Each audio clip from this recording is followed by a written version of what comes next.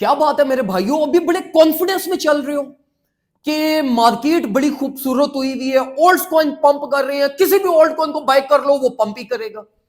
तो मतलब क्या एकदम से ऐसा क्या हुआ है मार्केट में जो आप लोगों के इमोशंस अब एकदम से बुलिश फ्लिप हुए?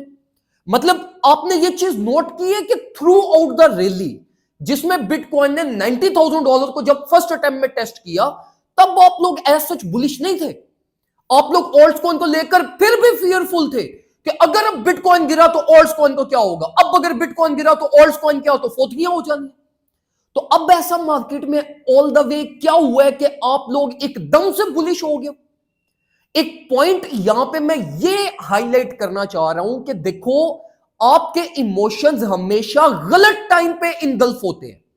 जिस टाइम पे एक्चुअली में बाय टाइम था ना, उस टाइम पे आप लोगों की पता क्या प्लानिंग्स थी कि अब अगर बिटकॉइन गिरा तो पता नहीं ओल्ड कॉइन का क्या हाल होगा, बिटकॉइन ऑल टाइम हाई पे है, बिटकॉइन 84 85 पे आ गया तो ओल्ड कॉइन ने तो बहुत ज्यादा ड्रॉप कर जाना है। और याद है तब मैं आप लोगों को क्या कहता था कि बिटकॉइन अगर करेक्शन लेगा भी तो वो एकदम से डंप नहीं करेगा, अलोंग द वे रिलीफ लेगा, उस रिलीफ में ऑल्ट्स रिकवर करेंगे। वो टाइम था बाय करने का।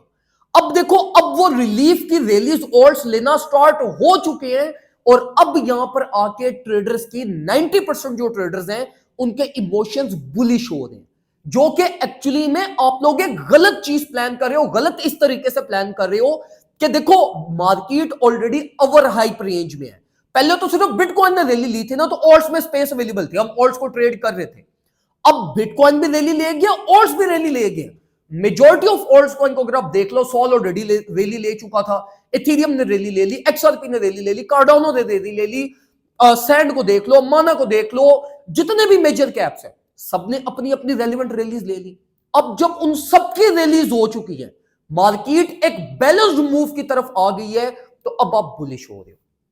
तो ये मेरे भाइयों एक गलत प्लान है आपका, जो अब आप लोग पैनिक होके ऑल्ट्स में स्टेप इन कर रहे हो। मैं आपको ये नहीं कह रहा कि आप बाइंग ना करो, लेकिन मैं आपको यहां पर ये रिकमेंड कर रहा हूं कि देखो, करंट बुलिश सेंटिमेंट्स को देखते हुए आपने अपने मुंह पे थप्पड़ नहीं मारने कि मार्केट बुलिश है तो मैं भी बुलिश हूंगा, नहीं। अब देखो मेरे भाइयों, आपने राइट अपॉर्चुनिटीज का वेट करना है। बिटकॉइन में हमें अपॉर्चुनिटी मिली, मैंने आपको परफेक्टली आइडेंटिफाई करवाई। एक्सआरपी में अपॉर्चुनिटी मिली, टेक्निकल बेसिस के ऊपर परफेक्टली हमने आइडेंटिफाई की। इथेरियम ट्रेड सेटअप हमें परफेक्टली मिला, हमने परफेक्टली अवेल किया, अल्हम्दुलिल्लाह परफेक्ट प्रॉफिट्स बनाए। अब देखो, कम से कम इन टेक्निकल अपॉर्चुनिटीज का तो वेट करें, ब्लाइंडली बाइंग तो मत करें कि जी मार्केट ऊपर जा रही है तो किसी भी ऑल्ट कॉइन को उठा लो। नहीं, किसी भी ऑल्ट कॉइन को उठाओगे वो अल्टीमेटली आपके प्रॉफिट्स नहीं बनेंगे। टेम्पररी आप बेशक थोड़े बहुत गेन्स बना लो, लेकिन वो इतने स्ट्रेसफुल गेन्स होंगे कि अल्टीमेटली उसका किसी भी किस्म का फायदा नहीं है। तो मैं आप लोगों को यहां पर ये रिकमेंड करूंगा on the basis of current market conditions कि पहले तो आराम से उनसे वेट करें, वीकली क्लोजिंग होने दें। वीकली क्लोजिंग वोलेटिलिटी हिट होनी है। वीकली क्लोजिंग के ऊपर जैसी कंडीशंस होगी उसके ऊपर कम से कम आपको यह पता चल जाएगा कि बिटकॉइन की किस फेज के ऊपर रुका हुआ है और ऑल्ट्स कॉइन की क्या सिचुएशन है। फिर उसके अकॉर्डिंगली जो रीटेस्ट एंट्रीज बनेंगी उनको प्रोसीड करना इन डायरेक्शन ऑफ बुलिश कंटिन्यूटी। अभी जितने भी ट्रेडर्स, अब देखो प्रीमियम ग्रुप में मैंने कंप्लीट अपडेट शेयर की, कल परसों हमने टॉप के ऊपर इथेरियम को सेल भी किया, अगला ऑर्डर अल्हम्दुलिल्लाह परफेक्टली 30-30 से एग्जीक्यूट करते हुए 3160 एम कर रहे थे, वो भी परफेक्टली हिट हुआ, जिसको अभी भी हम ट्रेल करेंगे।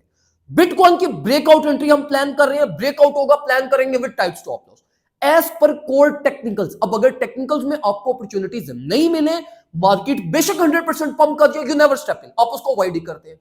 तो मेरी आपको यहां पर एक ब्रादराना एडवाइस ये होगी कि मार्केट को बुलिश देखते हुए आप अपने सेंटिमेंट्स को बुलिश मत करें, अपने टेक्निकल प्लान्स को फॉलो करें, क्योंकि अभी इस टाइम पे 99% ट्रेडर्स, आप अपने आप से ये पूछो कि आपका ट्रेड क्राइटेरिया क्या है।